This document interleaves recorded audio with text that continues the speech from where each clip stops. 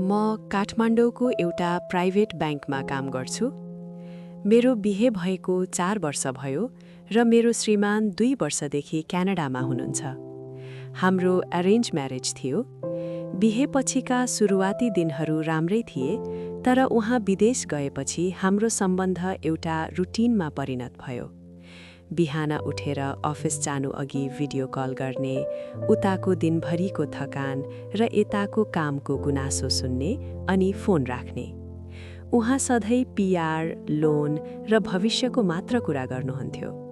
मलाई भने वर्तमानमा कोही आफ्नो मान्छे चाहिएको थियो जसले मेरो कुरा सुनिरहोस्।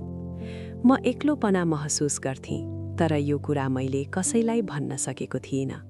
समाजको नजरमा म एउटी भाग्यमानी श्रीमती थिएँ जसको श्रीमान विदेशमा राम्रो कमाइरहेको छ, तर त्यो खालीपनले मलाई भित्रभित्रै खाइरहेको थियो।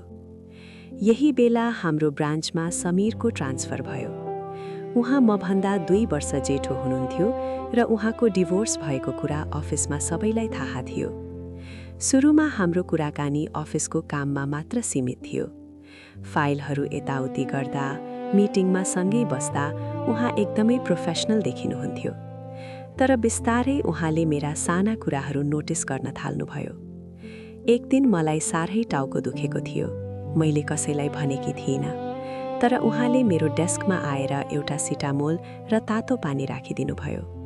तपाईको आँखा निकै थाकेको देखिन्छ, आज अलि छिटो घर जानुस्। उहाँले यति मात्र भन्नुभयो र आफ्नो सिटमा फर्किनुभयो। त्यो सानो केयरले मलाई कस्तो अनौठो महसुस गरायो भने म दिनभरि त्यही कुरा मात्र सोचिरहेँ। मेरो श्रीमानले म बिरामी हुँदा औषधि खाएर सुत्त मात्र भन्नुहुन्थ्यो, तर समीरको त्यो सानो कामले मेरो मनमा एउटा छाप छोड्यो। हाम्रो कुराकानी बढ्दै गयो। चिया पिउने बहानामा हामी क्यान्टिनमा सँगै बस्न थाल्यौँ। उहाँ आफ्नो विगतको बारेमा कुरा गर्नुहुन्थ्यो, म मेरो एक्लोपनाको। राति भाइबरमा मेसेज आउन थाल्यो। सुरुमा अफिसको जोक, अनि बिस्तारै गुड मर्निङ र गुड नाइटका मेसेजहरू। मैले आफूलाई सम्झाइरहेँ कि यो एउटा सामान्य मित्रता मात्र हो।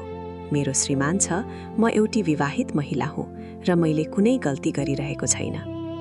म समीरसँग कुरा गर्दा कुनै अपराध बोध महसुस गर्दिनथेँ। उहाँले कहिल्यै कुनै गलत नियत देखाउनु भएको थिएन। तर मलाई उहाँको मेसेजको लत लाग्न थालिसकेको थियो। कहिलेकाहीँ श्रीमानसँग भिडियो कलमा कुरा भइरहँदा पनि मेरो आँखा फोनको नोटिफिकेसनमा हुन्थ्यो, समीरको मेसेज आयो कि भनेर। हरेक दिन अफिस जानु मेरो लागि एउटा उत्साहको विषय बन्न थाल्यो। बिहान उठेर कुन लुगा लगाउने, कपाल कसरी कोर्ने भनेर म घन्टौँ ऐना अगाडि बिताउन थालेँ। मेरो यो परिवर्तनलाई श्रीमानले स्क्रिनको उताबाट कहिल्यै याद गर्नु भएन, तर समीरको एउटा हेराइले मलाई सबै कुरा बताइदिन्थ्यो। त्यो दिन महिनाको अन्तिम शुक्रबार थियो। हामीले मन्थ एन्ड क्लोजिङ गर्नुपर्ने भएकाले अफिसमा ढिला भयो। बाहिर ठूलो पानी परिरहेको थियो। स्टाफहरू पालै पालो निस्किसकेका थिए। करिब 8:30 बजेतिर अफिसमा म र समीर मात्र बाँकी थियौँ। मेरो काम सकिएपछि मैले झोला बोकेँ। म ड्रप गरिदिन्छु, पानी ठूलो छ। उहाँले आफ्नो कारको साँचो निकाल्दै भन्नुभयो। मैले नाइ भन्न सकिनँ। कारभित्रको शान्ति निकै भारी थियो। बाहिर पानीले सिसामा हिर्काइरहेको आवाज मात्र सुनिन्थ्यो। हामी दुवै केही बोलेका थिएनौँ, तर त्यो मौनताभित्र एउटा अजीबको बेचैनी थियो। बाटोमा ट्राफिक जाम थियो। रातो बत्तीमा गाडी रोकिँदा उहाँले गियर चेन्ज गर्ने क्रममा अन्जानमै उहाँको हातले मेरो हातलाई छोयो। उहाँले हात हटाउनु भएन र मैले पनि। त्यो एउटा सामान्य स्पर्श मात्र थियो, तर मेरो शरीरभरि करेन्ट दौडिए जस्तो भयो। मेरो घाँटी सुकिरहेको थियो र श्वास प्रश्वास भारी भइसकेको थियो। कार मेरो अपार्टमेन्टको गेट अगाडि रोकियो। मैले थ्याङ्क यू भनेर ढोका खोल्न खोजेँ, तर मेरो हात काँपिरहेको थियो। सिट बेल्ट फुस्काउन मलाई गाह्रो भइरहेको थियो। पक्नुस्, म गरिदिन्छु भन्दै उहाँ मतिर ढल्किनुभयो। उहाँको अनुहार मेरो अनुहारको एकदमै नजिक थियो। उहाँको सासको तातोपन मैले मेरो गालामा महसुस गरिरहेकी थिएँ। उहाँले सिट बेल्ट खोलिदिनु भयो, तर पछाडि हट्नु भएन। हाम्रो आँखा जुत्यो। त्यो पल समय रोकिए जस्तो भयो। मैले आँखा हटाउन सकिनँ। मलाई थाहा थियो यो गल्ती हो। मलाई थाहा थियो म एउटा लक्ष्मण रेखा पार गर्दैछु, तर मैले कुनै प्रतिकार गरिनँ। उहाँको हात बिस्तारै मेरो कपालमा गयो र मेरो ओठलाई स्पर्श गर्यो। मैले आफ्ना आँखाहरू बन्द गरेँ। त्यो रात कारभित्र जे भयो त्यसले मेरा सबै सिद्धान्त र पर्खालहरू भत्काइदियो।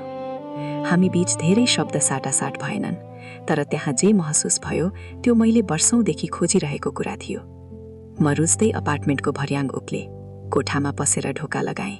मेरो शरीर अझै पनि कापिरहेको थियो। ऐनामा आफूलाई हेरेँ। मेरो कपाल लथालिङ्ग थियो, ओठमा लगाइएको लिपस्टिक लतपत्तिएको थियो। ठ्याक्कै त्यही बेला मेरो फोन बज्यो। क्यानाडाबाट श्रीमानको भिडियो कल थियो।